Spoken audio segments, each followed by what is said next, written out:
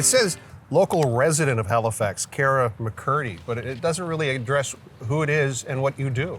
Yeah, well, I actually live in Stewiacke. That's okay. But I am the new wildfire mitigation, I keep messing it up, wildfire mitigation program manager for Halifax Regional Fire. And what a time to come into this job, given what we saw 1 year ago. Yeah, I mean, the importance of it is huge. You know, with the fires last season and the after-action reviews conducted both by Natural Resources and Halifax, you know, identified a lot of gaps in the programs, and that's why Halifax brought me on. Right. Yeah. And I was told that you were given the honor of the Lynn Ohrstad Award. Tell me a little bit about what happened. How did that happen? Well, it's a funny story, actually. So my friend Laura, she's my counterpart in Alberta, or was when I was with Natural Resources before. Her and one of the managers from New Brunswick wanted to nominate me because I was a part of a national committee, right? So they thought about it, and they never really went through with it fully before another person nominated me, which was the one of the leads for Fire Smart Canada. Right. So I was really nominated by two folks to get the award, and yeah, so and it ended up Laura actually gave me the award at the event, but she didn't tell me that she was also getting the award because she didn't want to steal the glory from me, I guess. But What a great friend. What a great honor, though, to Yeah. get an award with one of my close friends, you know, from Alberta. So Let's get the award here in the shot here. So. the base has the my name and stuff in there. Yeah. Okay. Yeah. And so a little bit about what the award recognizes. What is it honoring you for? It's women in wildfire resiliency. So Lynn Ohrstad was an employee out in BC, Chilliwack, BC, and throughout her career, she had advocated for wildfire in many different facets of emergency management in 30 years. And when she passed away, they decided that it would be nice to have an award in memory of Lynn. Right. So. It's a striking award. Where do you keep it? On my desk. On your desk? Yeah. Well, thanks for stepping outside of the office to come do this Yeah. today. It's really a testament to a dedication to teach and to show and to lead by example. Clearly, they felt that you were worthy. Yeah, so I mean, last season's wildfires was unprecedented across Canada for sure. And you know, with the increase in the amount of wildfires we've been having nationally, it's important to really push that message out to public and to residents. And it's great that we have agencies like Cooperators Insurance and Fire Smart Canada and even Wawanesa Insurance that are pushing funding and educational materials for Canadians to use in general. And I again wanted to recognize it's 2024 Lynn Ohrstad Award recipient, Kara McCurdy. So congratulations for that. That's a pretty high honor. So how do you top that? You don't. I'm not one for talking about getting awards or anything like that because I usually don't, you know, talk about myself or push forward any kind of things that I do. But it felt pretty good, and I even had the trip to BC, all expenses paid. But I was also a keynote speaker at the event, so it was kind of twofold, I guess. Pretty special. Yeah. Well, congratulations on that. Thanks. If you don't mind, we'll hand this back to Brendan. Yeah.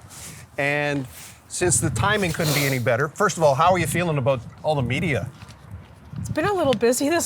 I'm trying to get my feet underneath me in the position, and of course it's in the height of fire season, right? So it's been a little hairy trying to get everything completed and do interviews and things like that, but I'll manage.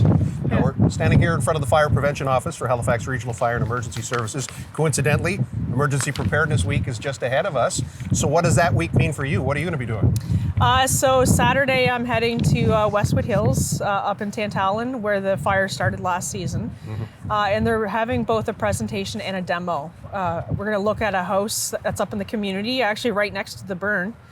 And we're going to do some demonstrations on how to cut trees and prune trees. And we're going to do a risk assessment of her property over there.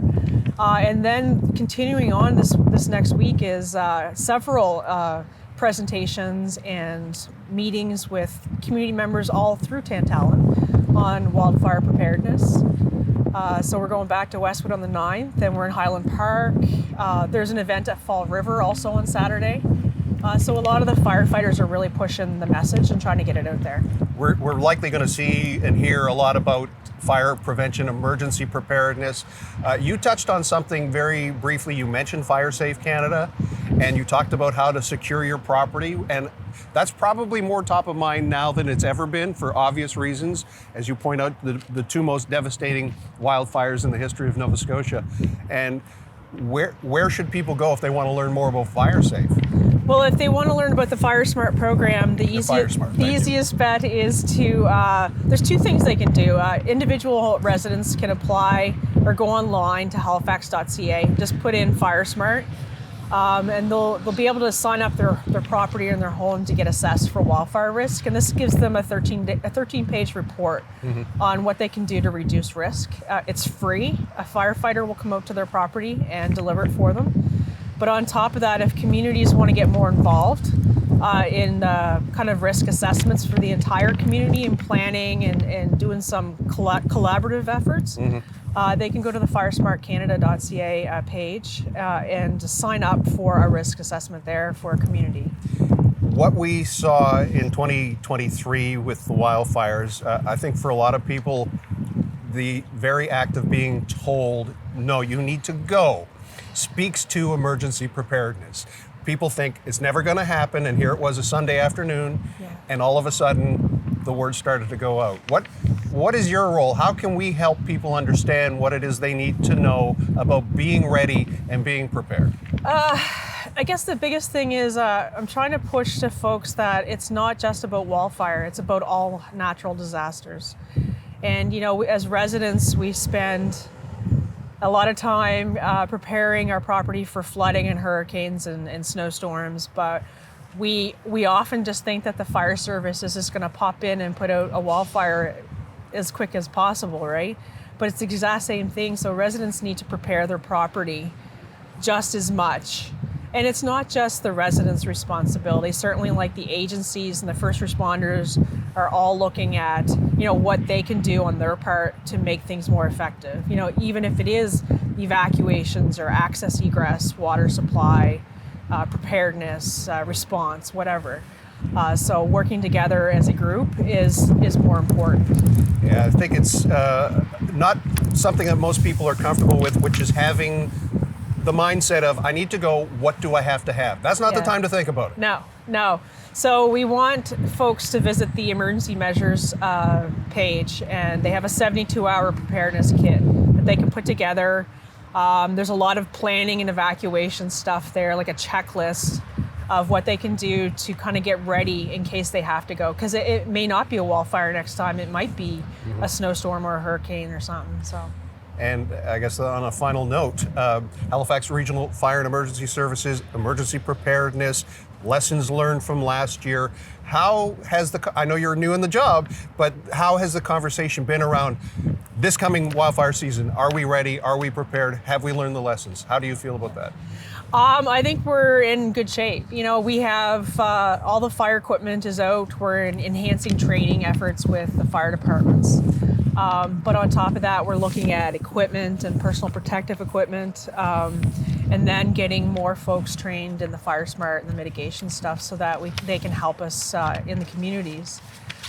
There's lots of new toys coming that we've got new fire trucks and detection, and even a structure protection unit. So Nova Scotia has never had a large fire like this where we've had losses.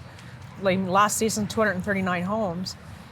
So we've decided that, you know, maybe we should look at the structure protection side of things and having sprinkler kits and things available. Water curtains? I mean, are you water to that curtains, point? Yeah. For a lot of volunteers, that is part of training. It's not part of reality. Yeah. So it is in this case relevant. Yeah, for sure. Yeah. Wow.